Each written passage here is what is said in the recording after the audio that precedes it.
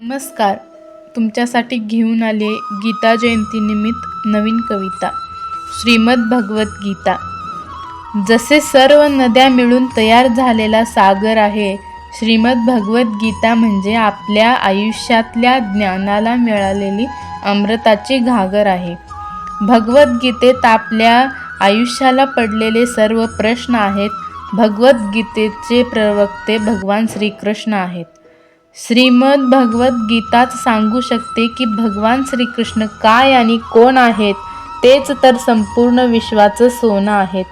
भगवद्गीतेच्या प्रत्येक पानावर श्रीकृष्णांचा उल्लेख परमेश्वर अथवा भगवान म्हणून केला आहे. श्रीकृष्ण म्हणजे जगातल्या ज्ञानाला मिळालेला अमृताचा पेला आहे.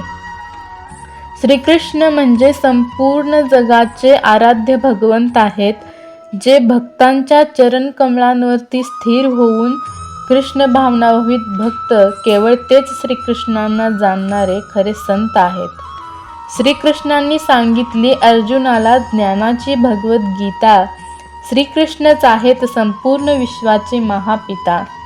भगवद्गीता वाचल्यानंतरच आपण भगवान श्रीकृष्णांना जाणू शकतो. श्रीकृष्णच संपूर्ण विश्वाचे महापुरुष आहेत हे तेव्हाच आपण मानू शकतो. भगवत भक्ती म्हणजे काय, हे आपल्याला पडलेला प्रश्न आहे. याचे उत्तर म्हणजे भगवद्गीतेचे प्रवक्ते श्रीकृष्ण आहेत. भगवद्गीतेच्या ज्ञानाचे श्रीकृष्ण आहेत दाता. तेच आहेत आपल्या भाग्याचे विधाता.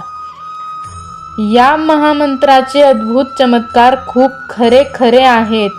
महामंत्र म्हणजे हरे कृष्ण कृष्ण कृष्ण हरे हरे, हरे राम राम राम हरे हरे आहेत.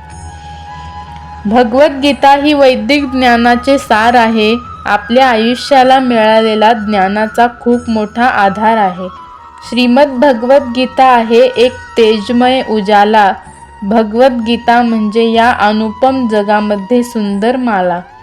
भगवत सेवा करत चल, मिळवशील तू निश्चित फळ. भगवद्गीतेत शेवटी श्रीकृष्ण सांगतात की सदैव माझे चिंतन कर, माझे पूजन कर. तू मलाच शरण जा, मलाच नमस्कार कर. याप्रमाणे तू निश्चितपणे माझा भक्त होशील. यामुळे तू